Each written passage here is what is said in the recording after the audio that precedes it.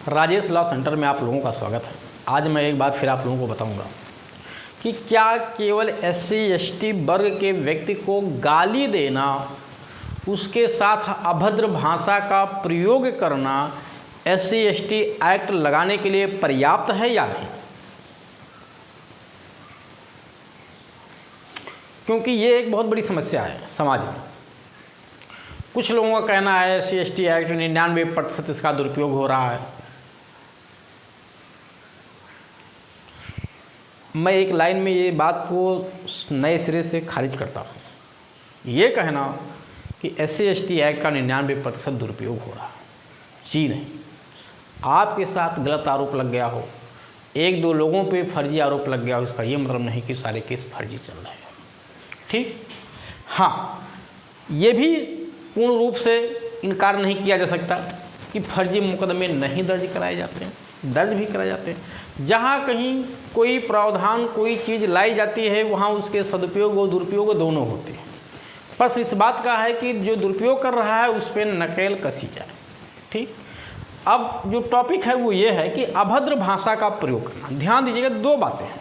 अगर मैं किसी व्यक्ति को गाली देता हूँ, उसके साथ मारपीट करता हूँ, तो गाली देना, अभद्र भाषा का प्रयोग करना, अपमानित करना, इसके दो अलग अलग पहलू हैं। एक है किसी व्यक्ति को जो गाली दे रहा हूँ इस नाते दे रहा हूँ कि वो व्यक्ति उस कम्युनिटी से आ रहा, उस जाति से आ रहा, उसी जाति के आधार पर गाली दे रहा हूँ, उस जाति को नीचा दिखा रहा हूँ। और एक है जाति से हमें कोई मतलब नहीं, हम व्यक्ति को गाली दे रहे हैं। तो जब हम किसी व्यक्ति को गाली देते हैं, उसको अभद्र भाषा का प्रयोग करते हैं, तो भले वो व्यक्ति SC/ST का ही क्यों ना हो, वो SC/ST एक्ट वहाँ नहीं बनती है। क्योंकि हम वो गाली किसी भी व्यक्ति को दे सकते हैं, लेकिन जब हम गाली उस व्यक्ति के उस जाति को देते हैं,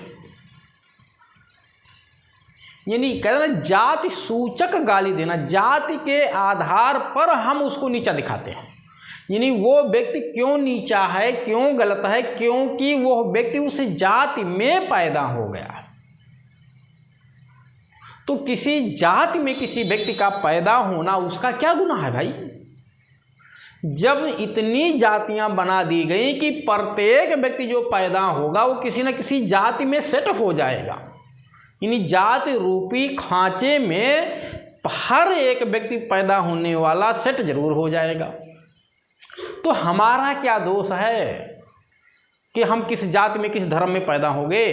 हमारा दोष ये है कि हम उस जाति या धर्म के नाम पे गलत कर रहे हैं, ये हमारा दोष है। लेकिन हम उस जाति या धर्म में पैदा हो गए, ये हमारा गलती नहीं है। तो हमें किसी जाति के नाम पे, खास तौर से अनुसूचित जाति या अनुसूचित जनजाति के नाम पे अगर गाली दी जा रही है, जातिगत गालियाँ जिसको कहती हैं, तभी SC/ST एक्ट बनता है। अगर जिस व्यक्ति के साथ मेरे गाली गलौज हुआ, मारपीट हुआ, अगर मुझे नहीं पता है कि वो व्यक्ति इस कम्युनिटी से आता है, तो वहाँ पे SC/ST एक्ट नहीं बनता है। और अगर किसी व्यक्ति पे ऐसी कंडीशन में लगा भी दी गई है धारा, तो वो कोर्ट में जा कर के ख़त्म हो जाएगी ये बात साबित करने पे। क्योंकि पुलिस अधिकारियों को ना जानने की वजह से, या उनकी अज्ञानता कह लीजिए, या उनको इतनी जानकारी नहीं है, ठीक है, उन्होंने धारा लगा दी, लेकिन बाद में कोर्ट से जाके ख़त्म हो जाएगी। क्योंकि साफ साफ एक्ट में लिखा हुआ है कि जाति सूचक गाली दी गई हो, वो भी जाति सूचक गाली ऐसी जगह दी गई हो जहाँ से वो व्यक्ति अपमानित हो सकता है। तो अपमानित होने के लिए ज़रूरी है कि वो ऐसा स्थान हो जो लोगों की नज़रों में आता हो, लोग वहाँ से देख सकते हों, सुन सकते हों। भले वो व्यक्ति अपने दरवाजे पे क्यों ना गरिया रहा हो, लेकिन अगर आसपास के लोग उसे देख रहे हैं, सुन रहे हैं, तो उन लोग की नज़रों में वो व्यक्ति जो SC/ST वर्ग का है अपमानित हो रहा है, और ये लोक दृष्टि में आ रहा है। लोक स्थान होना जरूरी नहीं है, ध्यान दीजिएगा, लोक स्थान होना जरूरी नहीं है, पब्लिक प्लेस होना जरूरी नहीं है, लोक दृष्टि में होना जरूरी है। SC/ST एक्ट लगने के लिए लोक स्थान होना जरूरी नहीं है। अगर लोक स्थान कर देंगे तो फिर घर वगैरह पे जो मारपीट होती, गाली गलौज होती, वहाँ SC/ST एक्ट लगेगा ही नहीं। लोक दृष्टि, और घर भी लोक दृष्टि में आता। अगर आपके दरवाजे पे 4 पड़ोसियों का घर वहाँ से जुड़ा हुआ है, आपके दरवाजे पे क्या हलचल हो रही है लोग देख रहे हैं, तो लोक दृष्टि में लोगों की नज़रों में है और वहाँ भी ऐसी स्टेप लग जाएगी। लेकिन अगर मैंने कोई जाति सूचक गाली नहीं दी है, ऐसे अक्सर लोग माँ बहन की गाली देते रहते हैं, अगर इस तरह की गाली गलौज हुई है तो वहाँ SC/ST एक्ट नहीं बनती है, ये ध्यान रखिएगा, जब तक वो जातिगत गाली ना हो। अब फर्जी केस लगा दिए जाते हैं, एक अलग का विषय है, ठीक है, गाली दी गई है, कभी कभी नहीं भी लगाया जाता है, तो ये तो एक अलग का मैटर है, तो साक्ष्य का विषय है, कोर्ट में आप साबित करेंगे तो उस हिसाब से बरी हो जाएंगे। और इसके अलावा किसी को कोई समस्या है तो मैं ऑलरेडी यहाँ नंबर दे रखा हूँ कि आप इस दिए गए नंबर पर संपर्क करके अपनी सुविधानुसार किसी भी विषय पर जानकारी कर सकते हैं। हाँ, इसकी जो ओरिजिनेबल फीस होगी वो आपको जमा करना पड़ेगा।